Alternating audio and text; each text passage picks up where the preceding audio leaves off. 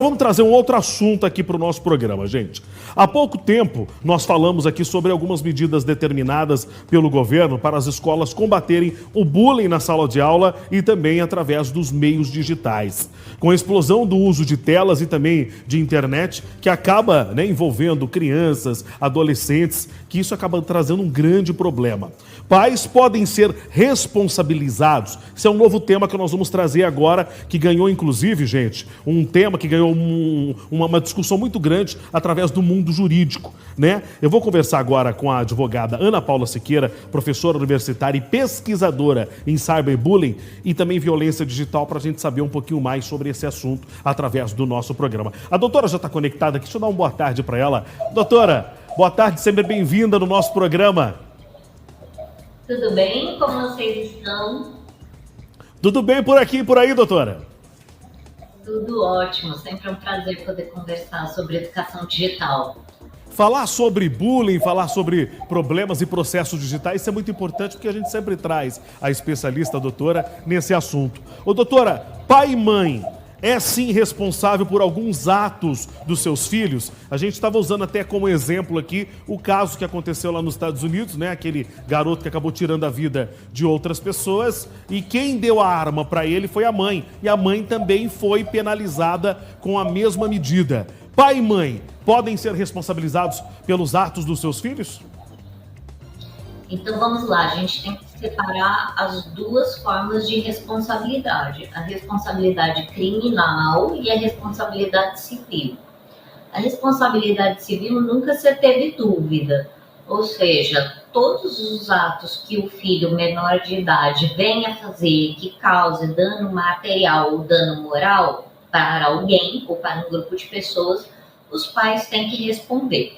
Então, quanto a isso, não tem dúvida, desde 1916 é assim e absolutamente não mudou.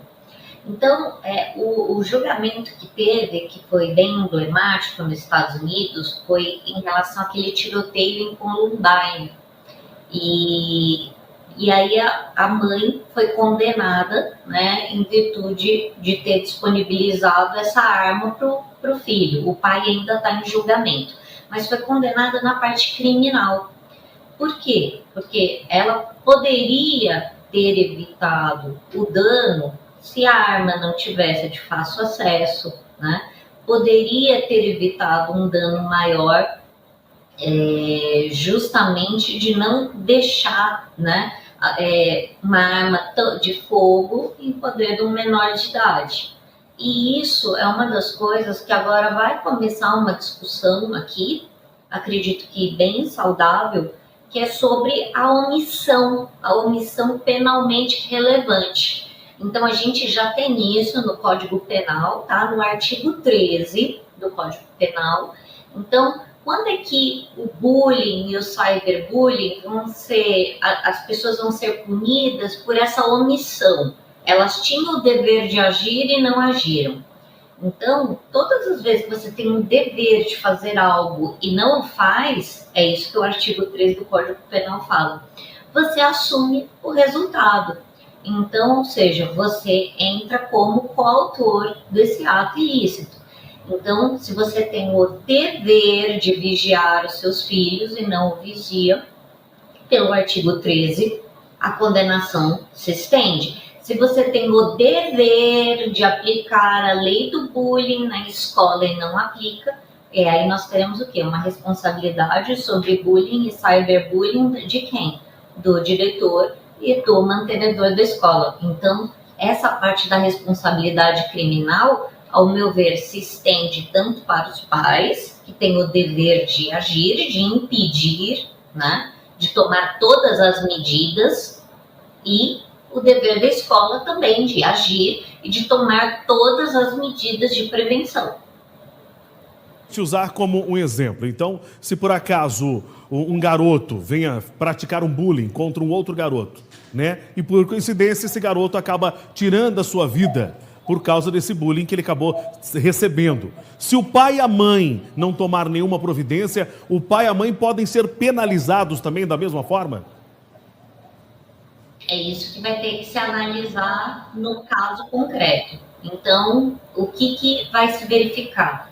os pais tomaram todas as medidas para que aquele menor, estou falando só da parte criminal, tá? Da parte civil não tem nem dúvida, mas a parte criminal o que o juiz vai verificar se essa omissão, esse dever de agir dos pais foi fundamental para a produção daquele resultado que é o suicídio, tá? É isso que o juiz vai verificar. E em conjunto também vai verificar se houve omissões penalmente relevantes. Então, muitas vezes, para casos tão graves desse, geralmente um evento que acontece na escola, tem que ver, peraí, essa escola aplicou a lei do bullying, todos os requisitos que estão lá no artigo 4º, um por um, ela aplicou todos. Se aplicou todos, afasta a responsabilidade criminal do diretor e do mantenedor da escola.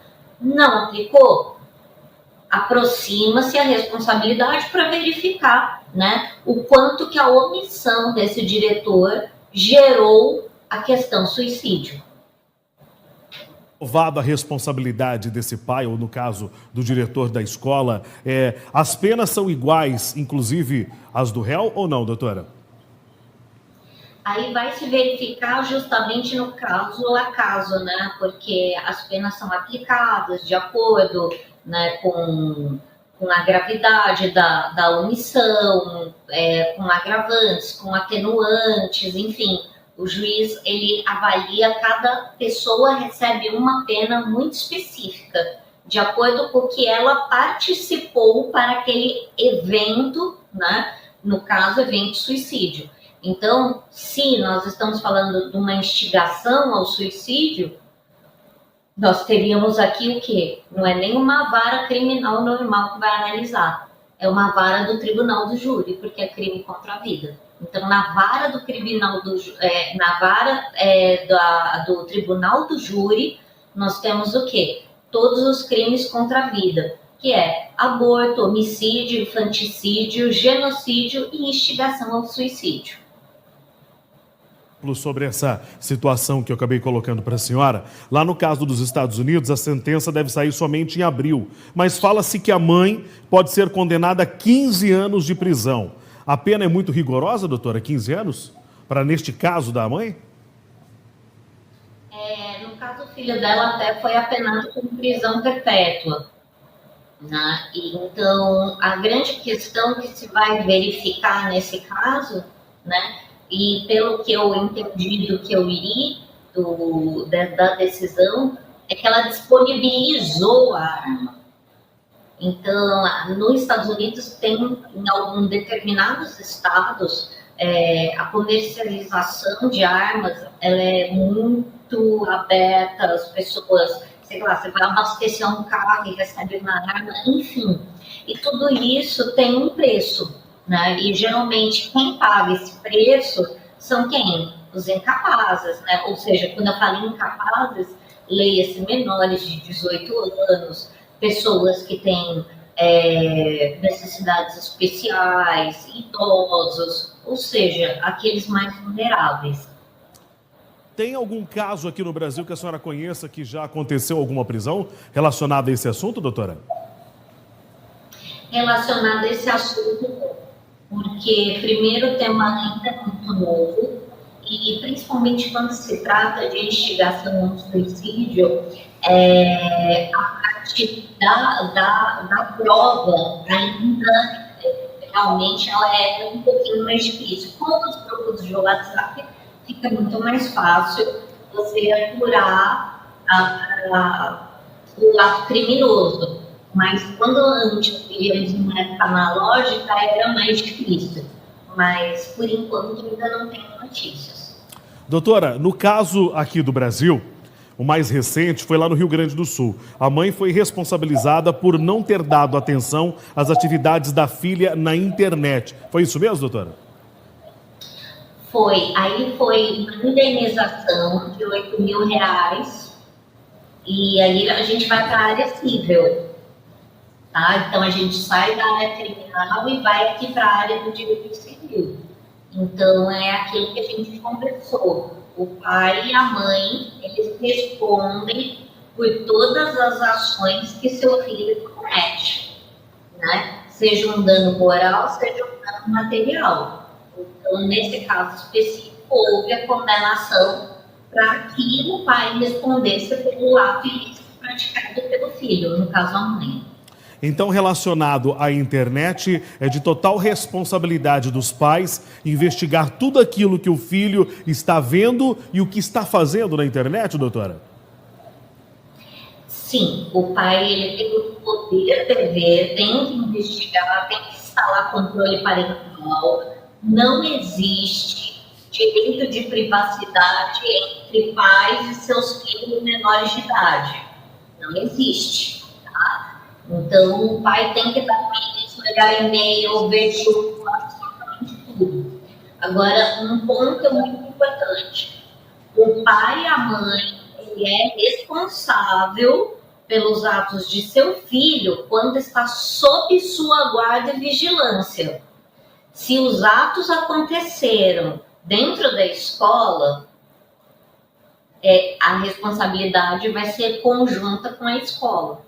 Né? Aconteceu no grupo do WhatsApp e na escola.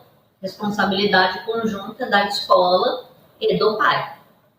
Doutora, para a gente finalizar aqui a nossa entrevista, a nova lei de bullying ainda deve ser bastante melhorada, doutora?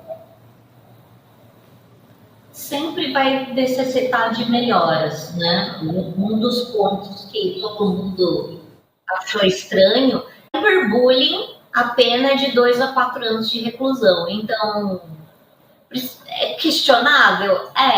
Mas também o legislador deixou essa possibilidade de vai ser multa se não constituir um crime mais grave. Sempre constitui um crime mais grave, sempre.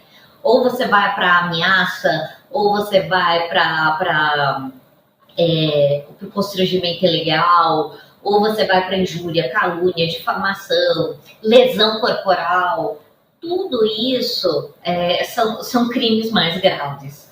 Então, acho que o legislador perdeu uma oportunidade de fazer uma regulamentação mais incisiva para esse bullying presencial e possibilitar essa acumulação de penas, justamente para coibir o ato futuro. Sirva de alerta aos pais que estão acompanhando aqui o nosso programa, que fiquem mais atentos, até porque a responsabilidade do seu filho é a sua responsabilidade também. Doutora, obrigado pela sua presença aqui no nosso programa. Um grande abraço. Como é que está o tempo? Como é que está o tempo em São Paulo, que a senhora está, né? Chovendo. Ribeirão Preto. E o trânsito maravilhoso. Cai um copo d'água em São Paulo, a gente se desespera. Eu imaginei que estaria chovendo em São Paulo mesmo, porque quando está chovendo em São Paulo, chega um pouquinho aqui para Ribeirão Preto. Ribeirão Preto estava chuvoso hoje pela manhã, mas agora já está saindo um sol para cada um novamente, doutora. Grande abraço, viu? Verdade. Obrigada, um grande abraço para todos. Beijo, fica com Deus, até mais.